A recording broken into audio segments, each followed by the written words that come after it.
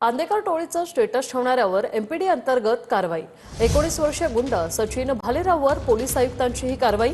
मंथनने आंदेकर टोळीचं उदात्तीकरण करणारं status social मीडियावर ठेवलं होतं। स्टेटस ठेवल्यानंतर समर्थ पोलिसांनी मंथनला अटकही केली होती।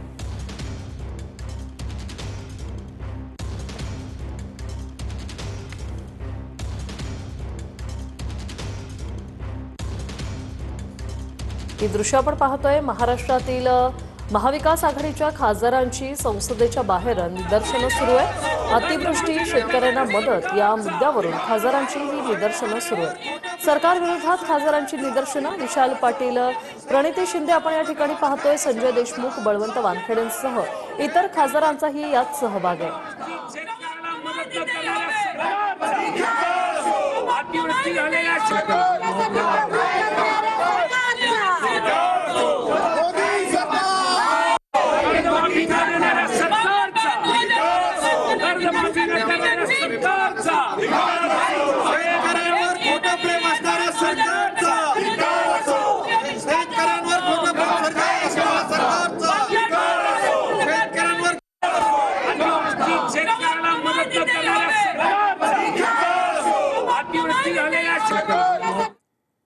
शिवसेनेचे नेते कृष्णा हेगडेंच्या बँकेतल्या लॉकरमध्ये चोरी झाली।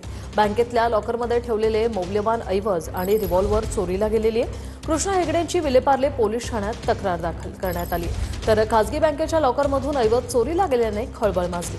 सप्टेंबरमध्ये हेगडेंनी दागिने आणि परवाना असलेली पिस्तूल बँक लॉकरमध्ये ठेवली होती।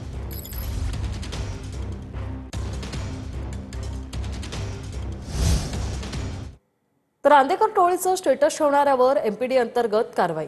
19 वर्षीय गुंड सचिन भालेराववर पोलीस आयुक्तांची ही कारवाई।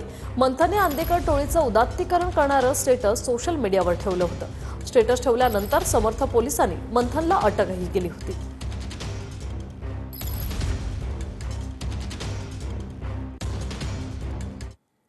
कोल्हापुरात टीईटी परीक्षेच्या विरोधात शिक्षकांचं आंदोलन। आंदोलक आणि पोलिसांमध्ये जिल्हाधिकारी कार्यालयाच्या गेटवर वाद झालेला आहे।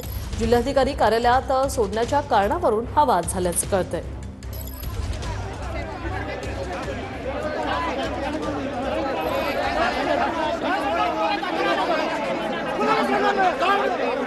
ही दृश्य आपण पाहतोय कोल्हापुरातली।